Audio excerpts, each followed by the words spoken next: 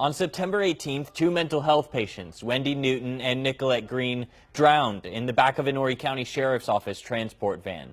Two sheriff's deputies were in the van with them when the deputy driving allegedly drove around a barrier and into floodwaters. The deputies got out alive, but Newton and Green didn't.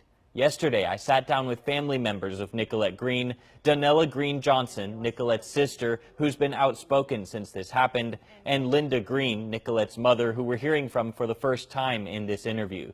They say their lives will never be the same, and they're hoping for justice to be served.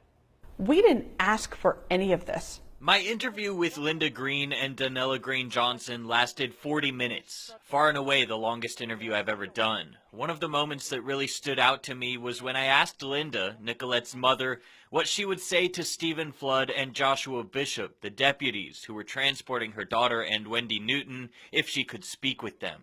What the hell were you thinking to drive in water? Donella, Nicolette's sister, says she wants Flood and Bishop criminally charged. The two deputies remain on paid administrative leave as 3 investigations into the incident are still underway. And that doesn't sit well with Donella. The two individuals that did this, still drawing a paycheck. Basically, we're still paying their salary. I have a real hard time with that. Linda says she tries not to think about her daughter's final moments alive, but she can't help it. What was going through their minds, Nikki and Wendy's minds, as they see the water rising? And this was not quick. no, this was not quick. This was a slow, horrifying death for them. Nicolette leaves behind 3 children, aged 19, 17, and 6. And Donella says one of the hardest moments throughout this whole process was watching Nicolette's 6-year-old say his final farewell to his mother. Watching him say goodbye to her in the casket was difficult. It was very difficult.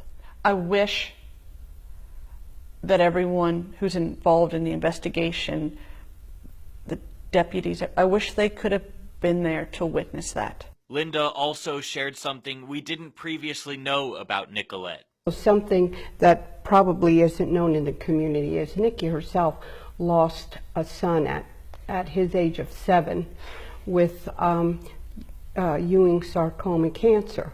It's a bone cancer. That was in 2015. 3 years later, this family is going through yet another loss. But they say the kind words they've received have definitely helped. I'm just overwhelmed by the generosity and support of the community that we've been having. One example of that support, this billboard saying, "Turn around, don't drown, justice for Nikki." Linda and Donella say this is all far from over. They intend on filing a lawsuit once the investigations are complete, and they say they won't go down without a fight. Nikki deserves, her story deserves to be heard in court. So if they're hoping that the Green family is going to settle outside of court with some hush money, it's not happening. They'll be terribly disappointed. Green's mother, Linda, also told me she saw Nicolette the day she died. They had planned to have lunch that day, but she never saw her again after that. Meanwhile, 3 investigations are still ongoing, one from SLED, one from Highway Patrol, and an internal investigation from the Horry County Sheriff's Office.